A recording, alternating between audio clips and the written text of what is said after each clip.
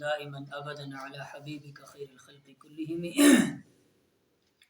الحمد لله رب العالمين والصلاة والسلام على سيد الأنبياء والمرسلين وعلى آله وأصحابه أجمعين أما بعد أعوذ بالله من الشيطان الرجيم بسم الله الرحمن الرحيم والذين جاءوا من بعدهم يقولون ربنا اغفر لنا ولإخواننا الذين سبقونا بالإيمان ولا تجعل في قلوبنا غلا للذين آمنوا ربنا إنك رؤوف رحيم صدق اللہ العظیم۔ سبق چل رہا تھا سورہ حشر کا، اور سورہ حشر کی 9 آیتیں ہماری مکمل ہوئی، اور ان 9 آیتوں کے اندر ہم نے سنا کہ بنو نذیر، یہود کا جو ایک قبیلہ تھا بنو نذیر مدینہ کے اندر، ان کو کس طرح مدینہ سے باہر نکالا گیا، ذلیل ہو کر کے کیسے نکلے وہ، اور پھر اس کے بعد مال فے کا مسئلہ آیا کہ مال فے کس کس کو ملے گا۔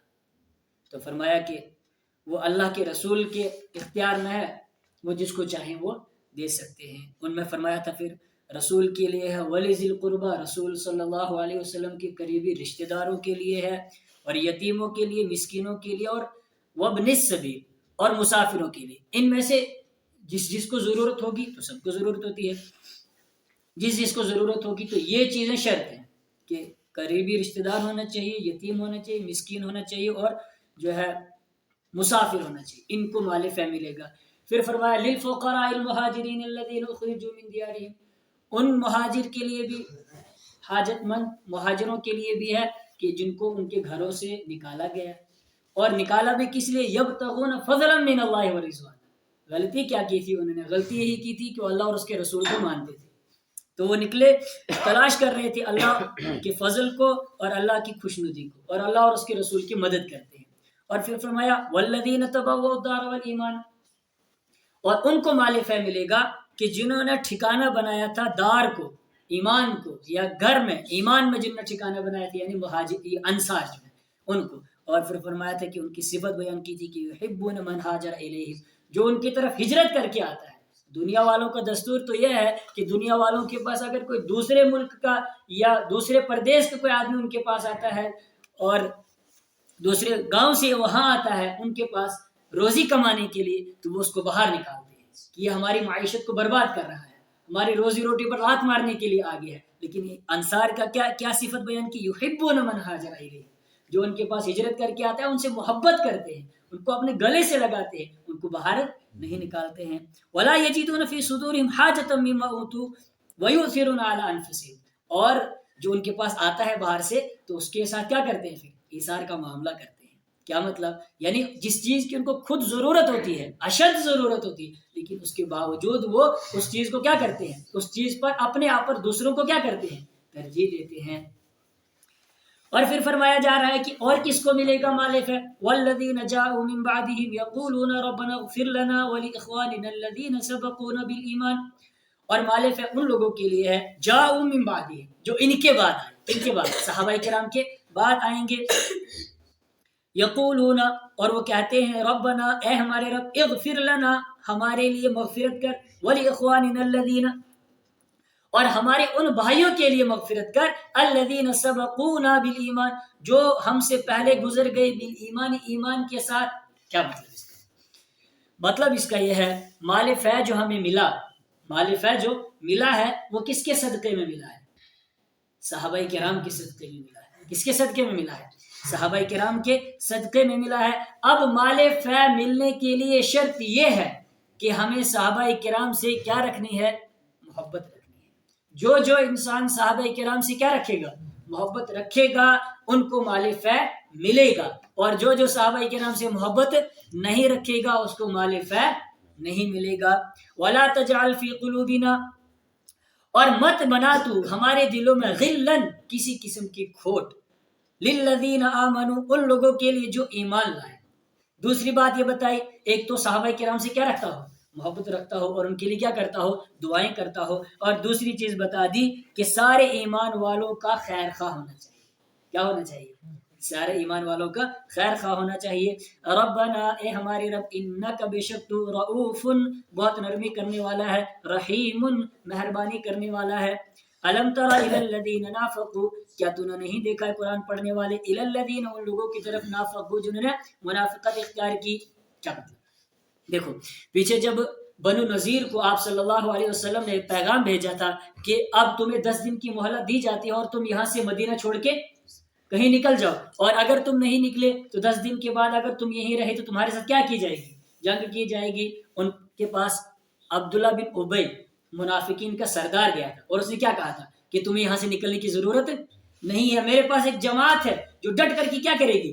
مقابلہ کرے گی، اور خدا نہ خواستہ اگر تم کو مدینے سے نکال دیا گیا تو ہم بھی کیا کریں گے؟ تمہارے ساتھ نکل جائیں گے، اور اگر تمہارے ساتھ جنگ کی گئی تو ہم کیا کریں گے؟ ہم بھی تمہارا ساتھ دیں گے، ہم تمہاری مدد کریں گے، اور تمہاری جو جماعت ہے میری وہ تمہارے ساتھ کیا کرے گی؟ تمہاری مدد کرے گی، اور ایمان والوں کے ساتھ کیا کرے گی؟ مقابلہ کرے گی، اور ہم تمہارے بارے میں کسی سے کوئی سمجھوتا بھی نہیں کریں گے. اس کا تذکرہ اللہ فرما رہا ہے واللہ یشہد انہم لکاذبون، یہ جھوٹے ہیں. اللہ گواہی دے رہا ہے کہ یہ کیا ہے؟ اپنی بات میں جھوٹے ہیں. سنو، الم تر الی الذین، کیا تو نے نہیں دیکھا قرآن پڑھنے والے ان لوگوں کی طرف، نافقوا، جنہوں نے منافقت اختیار کی، یقولون، وہ کہتے ہیں، لاخوانہم الذین کفروا، اپنے ان بھائیوں سے جنہوں نے کفر کیا، من اہل الکتاب، اہل کتاب میں سے. یہ تو اے ایمان والا تم سمجھتے ہو کہ ہمارے بھائی ہیں، تمہارے بھائی.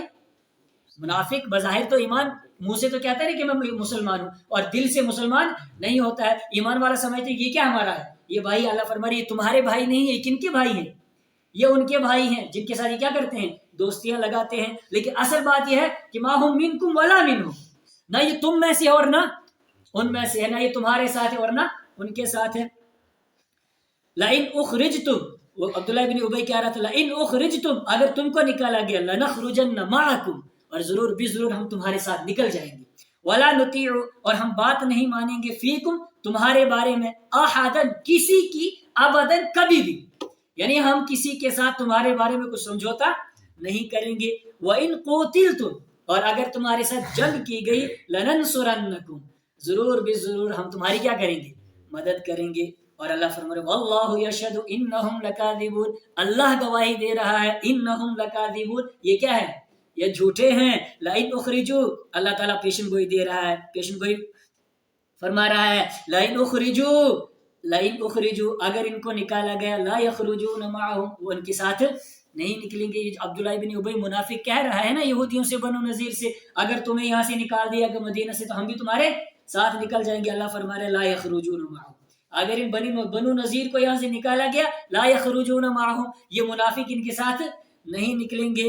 وَلَئِن قُوتِلُوا، اور اگر ان کے ساتھ جنگ کی گئی، کس کے ساتھ؟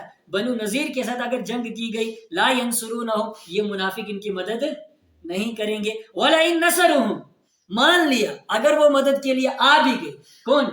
منافق اگر یہودیوں کی مدد کرنے کے لیے آ بھی گئے، لَيُوَلُّنَّ الْأَدْبَارَ، یہ ضرور پیٹ پھیر کر کے بھاگ جائیں گے، دم دبا کر کے بھاگ جائیں گے، ان کی مدد نہیں کریں گے. ثُمَّ لَا يُنصَرُونَ، پھر ان کی مدد نہیں کی جائے گی. لَأَنْتُمْ أَشَدُّ رَهْبَةً فِي صُدُورِهِمْ مِنَ اللَّهِ، یہ کیا مدد کریں گے ایک دوسرے کی؟ یہ منافق یہودیوں کی کیا مدد کریں گے، یا منافق یہودی منافقین کی کیا مدد کریں گے؟ اگر ان کے دلوں کو کھولا جائے اور ان کے دلوں کے اندر دیکھا جائے کہ ان کے دلوں کے اندر ڈر کس کا زیادہ ہے، تو اے ایمان والو، تمہارا ڈر ان کے دلوں میں اتنا زیادہ ہے کہ بہت زیادہ. اتنا ڈر اور اتنا خوف ان کے دل کے اندر اللہ کا نہیں ہے جتنا ڈر اور خوف اے ایمان والو تمہارا ان کے دلوں کے اندر ہے.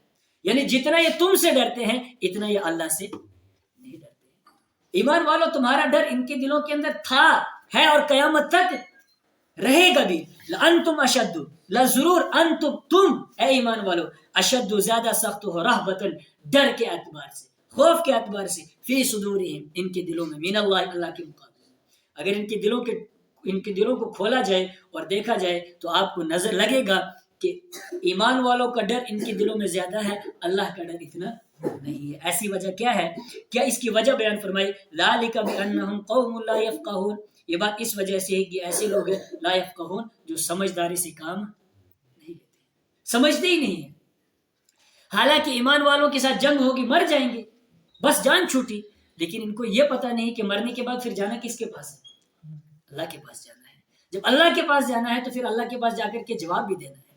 تو جواب بھی دینا ہے تو پھر وہاں جانے کی کیا کرنی ہے؟ تیاری کرنی ہے. ذالک بانہم قوم لا یفقہون. حالانکہ ڈرنا کس سے چاہیے تھا؟ ایمان والوں سے کہ اللہ سے؟